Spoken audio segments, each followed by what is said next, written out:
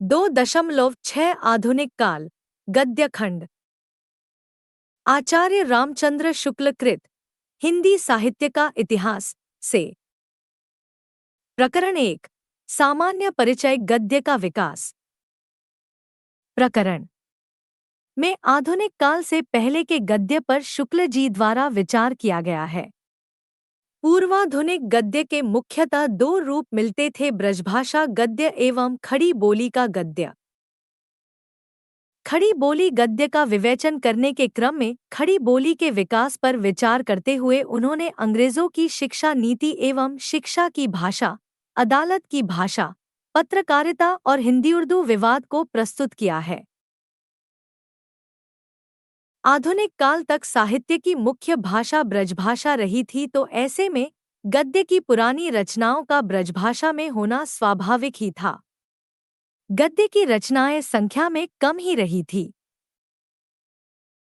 शुक्ल जी ने ब्रजभाषा गद्य का विवेचन रचनाकारों के माध्यम से इस क्रम में किया है। विट्ठलनाथ, नाभादास जी, वैकुंठमणि शुक्ल और सूरती मिश्र। ब्रजभाषा गद्य का आरंभिक रूप नाथपंथ से संबंधित ग्रंथ में संवत 1400-1343 के आसपास मिलता है। तत्पश्चात मुख्य रूप से ब्रजभाषा गद्य का संबंध भक्तिकालीन कृष्ण भक्ति शाखा से रहा।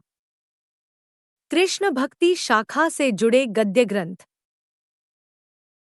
कृष्ण भक्ति शाखा से जुड़े गद्य ग्रंथों में मुख्य हैं विट्ठलनाथ कृत श्रृंगारस मंडन, 84 वैष्णवन की वार्ता, 252 वैष्णवन की वार्ता।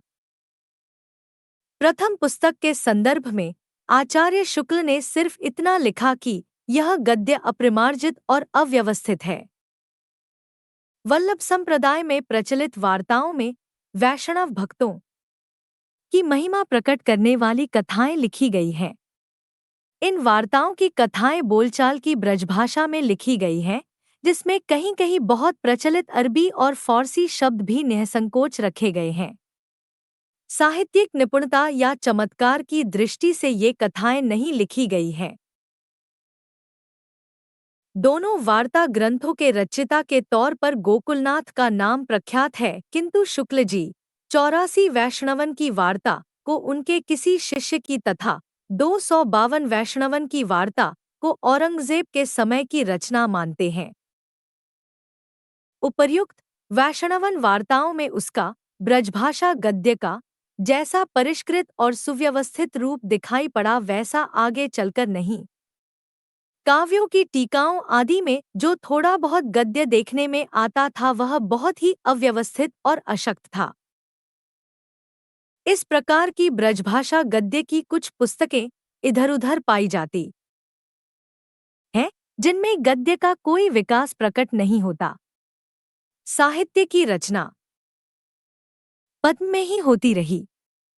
गद्य का भी विकास यदि होता आता तो विक्रम की इस शताब्दी के आरंभ में भाषा संबंधिनी बड़ी विषम समस्या उपस्थित होती, जिस धड़ाके के साथ गद्य के लिए खड़ी बोली से ली गई, उस धड़ाके के साथ न ली जा सकती। कुछ समय सोच विचार और वाद विवाद में जाता और कुछ समय तक दो प्रकार के गा की धाराएं साथ साथ दौड़ लगाती। अतः भगवान का यह भी एक अनुग्रह समझना चाहिए कि यह भाषा विप्लव नहीं संघटित हुआ और खड़ी बोली, जो कभी अलग और कभी ब्रजभाषा की गोद में दिखाई पड़ जाती थी, धीरे धीरे व्यवहार की शिष्ट भाषा होकर गद्य के नाए मैदान में दौड़ पड़ी। खड़ी बोली का विकास देश के भिन्न भिन्न भागों में मुसलमानों के फैलने तथा दिल्ली की दरबारी शिष्टता के प्रचार के साथ ही दिल्ली की खड़ी बोली समुदाय के परस्पर व्यवहार की भाषा हो चली थी। मुगल साम्राज्य के ध्वंस से भी खड़ी बोली के फैलने में सहायता पहुंची। दिल्ली, आगरा आदि पछाही शहरों की समृद्धि नष्ट हो चली थी और लखनऊ, पटना, मुर्शिदाबाद आदि नई राजधानियां चमक उठीं। जिस प्रकार उजड़ती हुई दिल्ली को छोड़कर मीर, इंशा आदि अनेक उर्दू शायर पूरब की ओर आने लगे, उसी प्रकार दिल्ली के आसपास के प्रदेशों की हिंदी व्यापारी जातियां, आगरवाले, खत्री आदि, जीविका के लिए लखनऊ, फैजाबाद, प्रयाग, काशी, पटना आदि पूर्वी शहरों में फैलने लगी। उनके साथ साथ उनकी बोलचाल की भाषा खड़ी बोली भी लगी चलती थी। यह सिद्ध बात है कि उपजाऊ और सुखी प्रदेशों के लोग व्यापार में उद्योगशील नहीं होते। आता धीरे धीरे पूरब के शहरों में भी इन पश्चिमी व्यापारियों की प्रधानता हो चली। इस प्रकार बड़े शहरों के बाजार की व्यावहारिक भाषा भी खड़ी बोली हुई। यह खड़ी बोली असली और स्वाभाविक भाषा थी, मौलवियों और मुशियों की उर्दूए मुअल्ला नहीं। यह अपने ठेठ रूप में बराबर पछा से आई जातियों के घरों में बोली जाती है। आता कुछ लोगों का यह कहना या समझना कि मुसलमानों के द्वारा ही खड़ी बोली अस्तित्व में आई और उसका मूल रूप उर्दू है, जिससे आधुनिक हिंदी गद्य की भाषा अरबी फारसी शब्दों को निकालकर गढ़ ली गई, शुद्ध भ्रम या अज्ञान है। इस भ्रम का कारण यही है कि देश के परंपरागत साहित्य की जो संवत 1900 के पूर्व तक पद्यमय ही रहा भाषा ब्रजभाषा ही रही और खड़ी बोली वैसे ही एक कोने में पड़ी रही जैसे और प्रांतों की बोलियां। साहित्य या काव्य में उसका व्यवहार नहीं हुआ। उक्त कथन साहित्य में उसका व्यवहार नहीं से अभिप्राय लिखित साहित्य से है, कथित या मौखिक से नहीं। कोई भाषा हो, उसका कुछन कुछ साहित्य अवश्य होता है, चाहे वह लिखित न हो, श्रुति परंपरा द्वारा ही चला आता हो। आता खड़ी बोली के भी कुछ गीत, कुछ पद्य, कुछ तुकबंदियाँ खुसरो के पहले से अवश्य चली आती होंगी। खुसरो की सी पहेलियाँ दिल्ली के आसपास प्रचलित थी, जिनके नमूने पर खुसरो ने अपनी पहेलियाँ या मुकरियाँ कही। किसी भाषा का लिखित साहित्य में व्यवहार न होना इस बात का प्रमाण नहीं है कि उस भाषा का अस्तित्व ही नहीं था। उर्दू का रूप प्राप्त होने के पहले भी खड़ी बोली अपने देशी रूप में वर्तमान थी और अब भी बनी हुई है। साहित्य में भी कभी कभी उसका व्यवहार होता रहा। भोज के समय से लेकर हम्मीरदेव के समय तक अपभ्रंश काव्यों की परंपरा में खड़ी बोली के प्राचीन रूप की झलक अनेक पद्मों में मिलती है। भक्तिकाल के आरंभ में निर्गुण संतों ने अपनी भाषा सधुक्कड़ी में खड़ी बोली का प्रयोग किया था। अकबर के समय गंग कवि ने चंद छंद वर्णन की महिमा नामक एक गद्य पुस्तक खड़ी बोली में लिखी थी।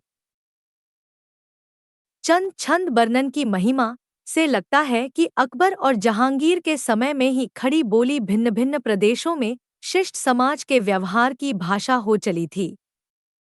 यद्यपि पहले से साहित्य भाषा के रूप में स्वीकृति न होने के कारण इसमें अधिक रचना नहीं पाई जाती, पर यह बात नहीं है कि इसमें ग्रंथ लिखे ही नहीं जाते थे।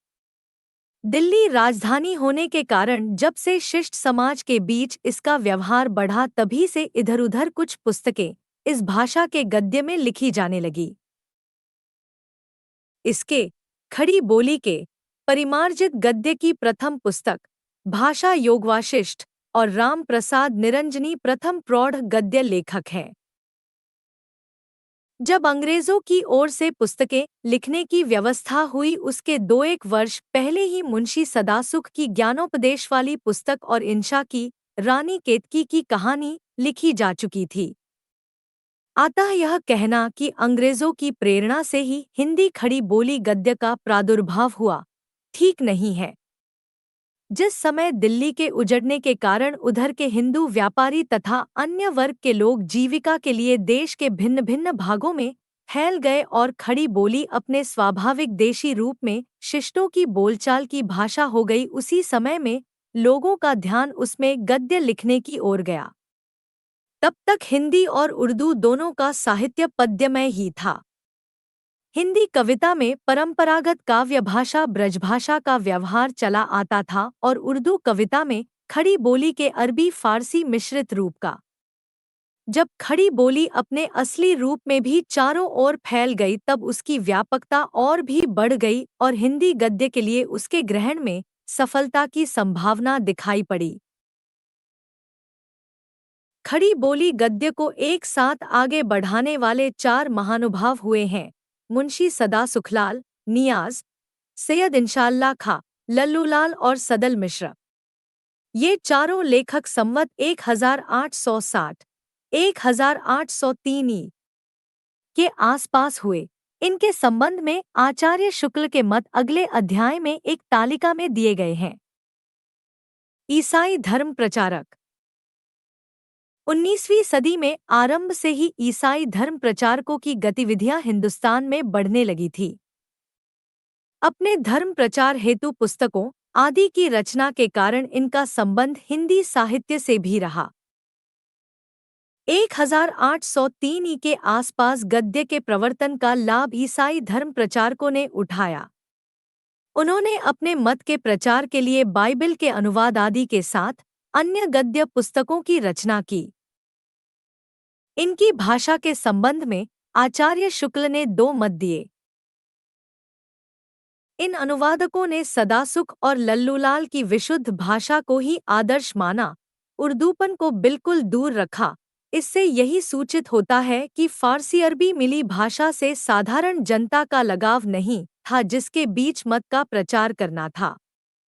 जिस भाषा में साधारण हिंदू जनता अपने कथापुराण कहती सुनती आती थी, उसी भाषा का अवलंबन ईसाई उपदेशकों को अवश्य दिखाई पड़ा।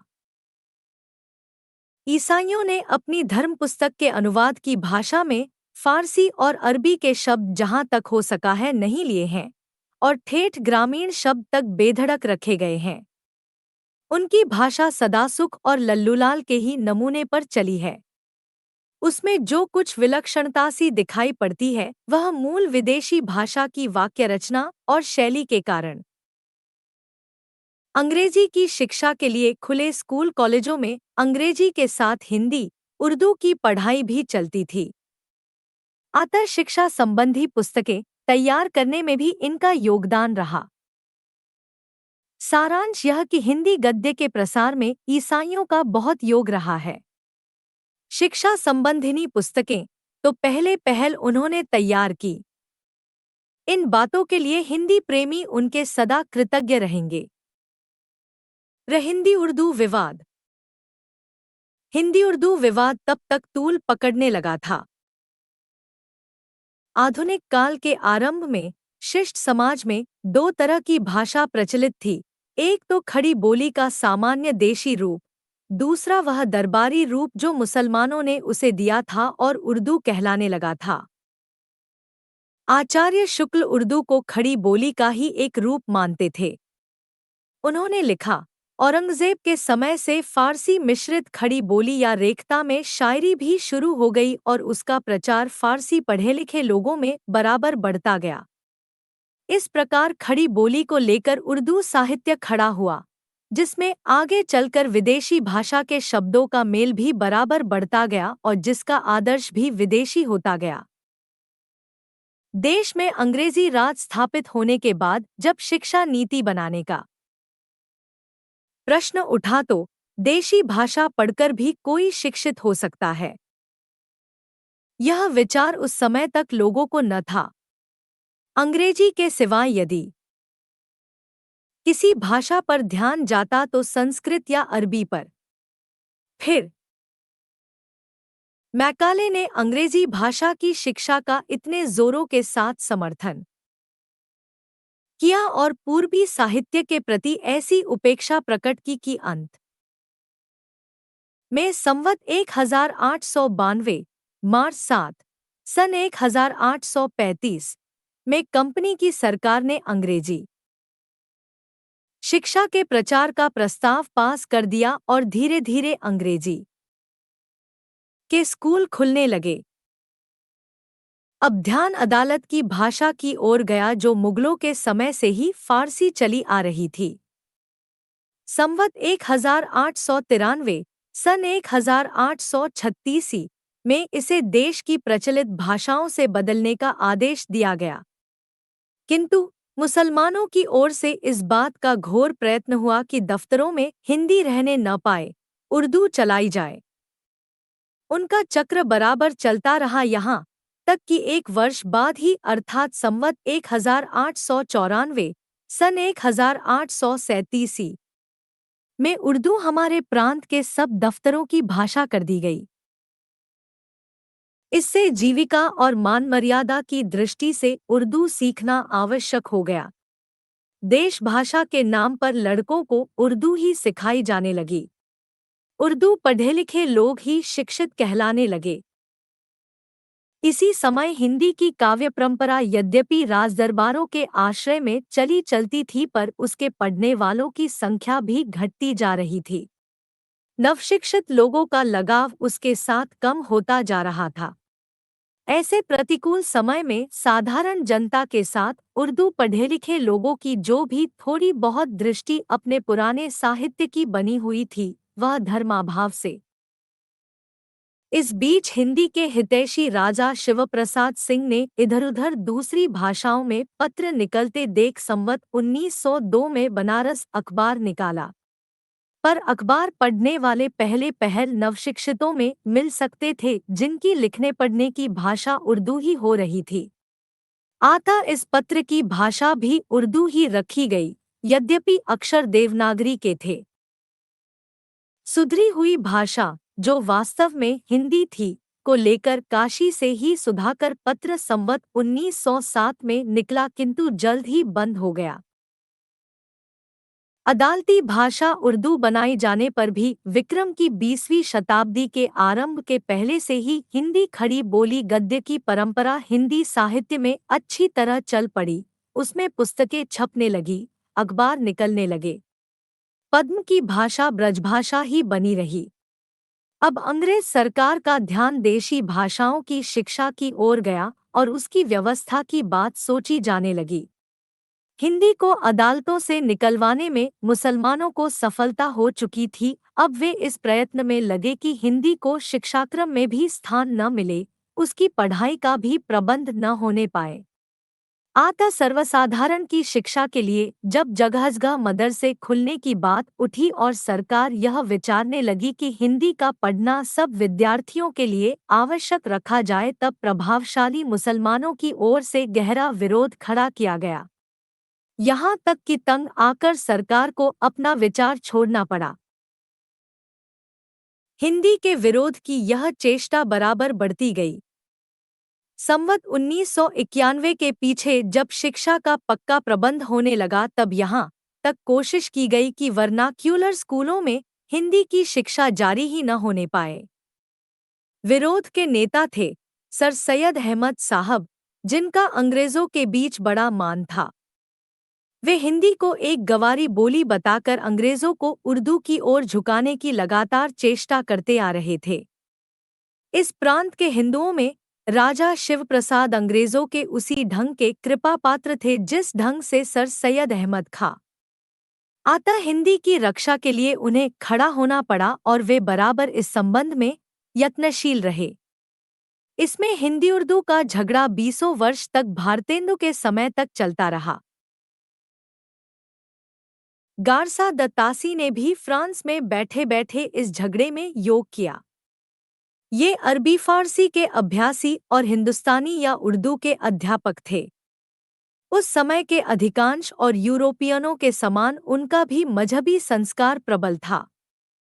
जहां जब हिंदी उर्दू का सवाल उठा, तब सर सैयद अहमद खां, जो अंग्रेजी से मेलजोल रखने की विद्या में एक ही थे, हिंदी विरोध में और बल लाने के लिए मजहबी नुस्खा भी काम में लाए।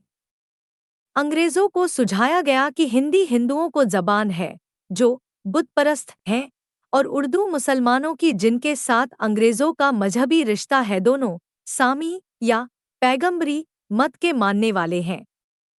जिस गारसा दत्तासी ने संवत 1909 के आसपास हिंदी और उर्दू दोनों का रहना आवश्यक समझा था और कभी कहा था कि यद्यपि मैं खुद उर्दू का बड़ा भारी पक्षपाती हूँ, लेकिन मेरे विचार में हिंदी को विभाषा या बोली कहना उचित नहीं, वहीं गारसा दत्तासी आगे चलकर मजहबी कट्टरपन की प्रेरणा से सर सैयद अहमद की भरपेट तारीफ करके हिंदी के संबंध में फरमाते हैं, इस वक्त हिंदी की हैसियत भी एक बोली, डायलेक्ट की सी रह गई है, जो हर गांव में अलग अलग ढंग से बोली जाती है। गारसा दत्तासी ने हिंदी को भद्दी बोली, गवारू बोली आदि कहा था। शुक्ल जी ने उन्हें हिंदी के पक्के दुश्मन कहा है। विरोध प्रबल होते हुए भी जैसे देश भर में प्रचलित अक्षरों और वर्णमाला को छोड़ना असंभव था, वैसे ही परंपरा से चले आते हुए हिंदी साहित्य को भी आता अदालती भाषा उर्दू होते हुए भी शिक्षा विधान में देश की असली भाषा हिंदी को भी स्थान देना ही पड़ा। गद्य की भाषा को लेकर खींचतान आरंभ हुई। इसी खींचतान के समय में राजा लक्ष्मण और राजा शिव प्रसाद मैदान में आए। हिंदी उर्दू विवाद से संबंधित उल्लेख्य उद्धरण। जो लोग नागरी अक्षर सीखते थे फारसी अक्षर सीखने पर विवश हुए और हिंदी भाषा हिंदी न रहकर उर्दू बन गई। हिंदी उस भाषा का नाम रहा जो टूटी फूटी चाल पर देवनागरी अक्षरों में लिखी जाती थी।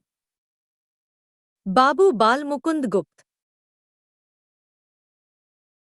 हम लोगों को जहाँ तक बन पड़े चुनने में उन शब्दों को लेना चाहिए कि जो आम फहम और खान पसंद हों, अर्थात जिनको ज्यादा आदमी समझ सकते हैं और जो यहाँ के पढ़े लिखे आलिम फाजिल पंडित विद्वान की बोलचाल में छोड़े नहीं गए हैं। राजा शिव प्रसाद सिंह। हमारे मत में हिंदी और उर्दू दो बोली न्यारी न्यारी हैं। हिंदी इस देश के हिंदू बोलते हैं और उर्दू यहाँ के मुसलमान और फारसी पढ़े हुए हिंदुओं की बोलचाल है। हिंदी में संस्कृत के पद बहुत आते हैं, उर्दू में अरबी फारसी के, परंतु कुछ अवश्य नहीं है कि अरबी फारसी के शब्दों के बिना हिंदी न बोली जाए और न हम उस भाषा को हिंदी कहते हैं जिसमें अरबी फारसी के शब्द भरे हों। राजा लक्ष्मण सिंह। फारसी मिश्रित हिंदी अर्थात उर्दू या हिंदुस्तानी के अदालती भाषा बनाए जाने के कारण उसकी बड़ी उन्नति हुई। इससे साहित्य की एक नई भाषा खड़ी हो गई। पश्चिमोत्तर प्रदेश के निवासी जिनकी यह भाषा कही जाती है, इसे एक विदेशी भाषा की तरह स्कूलों में सीखने के लिए विवश किया जाता है। फ्रेडरिक पिंकार्ट। अयोध्या प्रसाद खत्री कृत खड़ी बोली का पद्य की भूमिका में उर्दू के प्रचलित होने से देशवासियों को कोई लाभ न होगा क्योंकि वह भाषा खास मुसलमानों की है। उसमें मुसलमानों के व्यर्थ बहुत से अरबी फारसी के शब्द भर दिए हैं, पद्य भर दिए हैं। पद्य या छंदोबद्ध रचना के भी उर्दू उपयुक्त नहीं। हिंदुओं का यह कर्तव्य है कि अपनी परंपरागत भाषा की उन्नति करते चलें। उर्दू में आशिकी कविता के अतिरिक्त किसी गंभीर विषय को व्यक्त करने की शक्ति ही नहीं है। बाबू नवीन चंद्र राय। यह अधिक अच्छा होता यदि हिंदू बच्चों को उर्दू सिखाई जाती, न कि एक ऐसी बोली में विचार प्रकट करने का अभ्यास कराया जाता जिसे अंत में एक दिन उर्दू के सामने सिर झुकाना पड़ेगा। एम.एस. हैवेल। प्रकरण 2 गद्य साहित्य का आविर्भाव। इस प्रकरण में हिंदी उर्दू की बहस को आगे बढ़ाते हुए हिंदी के हितैषियों राजा शिव प्रसाद, राजा लक्ष्मण सिंह, फ्रेडरिक पिंकार्ट, बाबू नवीन चंद्र राय, स्वामी दयानंद सरस्वती और श्रद्धाराम फिल्लौरी पर विचार किया गया है। साथ ही सर सैयद और तासी के हिंदी विरोध का भी विवेचन किया है। राजा शिवप्रसाद और लक्ष्मण सिंह के संदर्भ में शुक्ल जी का विवेचन अगले अध्याय में है। बाबू नवीन चंद्र राय। जिस प्रकार इधर संयुक्त प्रांत में राजा शिवप्रसाद शिक्षा विभाग में रहकर हिंदी की किसी न किसी रूप में रक्षा कर रहे थे, उसी प्रकार पंजाब में बाबू नवीन चंद्र राय महाशय कर रहे थे। संवत 1920 और 1937 के बीच नवीन बाबू ने भिन्न भिन्न विषयों की बहुत सी हिंदी पुस्तकें तैयार की, और दूसरों से तैयार करवाई। स्त्री शिक्षा के प्रचार तथा समाज सुधार आदि में बराबर सक्रिय रहें। हिंदी को उर्दू के झमेले में पढ़ने से ये सदा बचाते रहे। हिंदी की रक्षा के लिए उन्हें उर्दू के पक्षपातियों से उसी प्रकार लड़ना पड़ता था जिस प्रकार यहाँ राजा शिव प्रसाद को विद्या की उन्नति के लिए लाहौर में अंजुमन लाहौर नाम की एक सभा स्थापित की। स्वामी दयानंद सरस्वती पैगम्बरी एकेश्वरवाद की ओर नवशिक्षित लोगों को खिंचते देख स्वामी दयानंद सरस्वती वैदिक एकेश्वरवाद लेकर खड़े हुए और संवत 1920 से उन्होंने अनेक नगरों में घूम घूम कर व्याख्यान देना आरंभ किया। कहने की आवश्यकता नहीं कि ये व्याख्यान देश में बहुत दूर दूर तक प्रचलित साधु हिंदी भाषा में ही होते थे। स्वामी जी ने अपना सत्यार्थ प्रकाश तो हिंदी या आर्य भाषा में प्रकाशित ही किया। वेदों के भाष्य भी संस्कृत और हिंदी दोनों में किए। स्वामी जी के अनुयायी हिंदी को आर्य भाषा कहते थे। स्वामी जी ने संवत 1922 में आर्य समाज की स्थापना की और सब आर्य समाजियों के लिए हिंदी या आर्य भाषा का पढ़ना आवश्यक ठहराया। पंजाबी बोली में लिखित साहित्य न होने से और मुसलमानों के बहुत अधिक संपर्क में पंजाब वालों की लिखने पढ़ने की भाषा उर्दू हो रही थी। आज जो पंजाब में हिंदी की पूरी चर्चा सुनाई देती है, इन्हीं की बदौलत है। श्रद्धाराम फिल्लौरी श्रद्धाराम फिल्लौरी को विलक्षण प्रतिभाशाली विद्वान कहते हुए आचार्य शुक्ल ने बड़े सम्मान से याद किया है। इनकी वाणी में अद्भुत आकर्षण था और भाषा बहुत जोरदार होती थी। इनके उपदेश और कथाएं सुनने सहस्रों आदमियों की भीड़ लगती थी। हिंदी भाषा के प्रचार में बराबर लगे रहे। अपने समय के वे सच्चे हितैषी और सिद्धहस्त लेखक थे। जिस दिन उनका देहांत हुआ उस दिन संवत 1938 में उनके मुंह से सहसा निकला कि भारत में भाषा के लेखक दो हैं, एक काशी में, दूसरा पंजाब में, परंतु आज एक ही रह जाएगा। कहने की आवश्यकता नहीं कि काशी के लेखक से अभिप्राय हरिश्चंद्र से था। हिंदी का स्वरूप और भाषा एवं संस्कृति का अंतःसंबंध। किसी देश के साहित्य का संबंध उस देश की संस्कृति परंपरा से होता है। अतः साहित्य की भाषा उस संस्कृति का त्याग करके नहीं चल सकती। भाषा में जो रोचकता या शब्दों में जो सौंदर्य का भाव रहता है वह देश की प्रकृति के अनुसार होता है। इस प्रवृत्ति के निर्माण में जिस प्रकार देश के प्राकृतिक रूपरंग, आचार व्यवहार आदि का योग रहता है, उसी प्रकार परंपरा से चले आते हुए साहित्य का भी संस्कृत शब्दों में थोड़े बहुत मेल से भाषा का जो रुचिकर रूप हजारों वर्षों से चला आता था, उसके स्थान पर एक विदेशी रूपरंग की भाषा गले में उतारना देश की प्रकृति के विरुद्ध था। हिंदी, बंगला, मराठी, गुजराती आदि आर्य भाषाएं संस्कृत के ही कुटुंब की हैं, उसी के प्राकृत रूपों से निकली है। भाषाओं के साहित्य की परंपरा को भी संस्कृत साहित्य की परंपरा का विस्तार कह सकते हैं। देश भाषा के साहित्य को उत्तराधिकार में जिस प्रकार संस्कृत साहित्य के कुछ संचित शब्द मिले हैं, उसी प्रकार विचार और भावनाएं भी मिली हैं।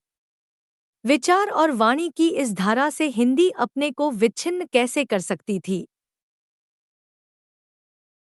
राजा शिवप्रसाद आम फहम और खानपसंद भाषा का उपदेश देते रहे, उधर हिंदी अपना रूप स्थिर कर चली।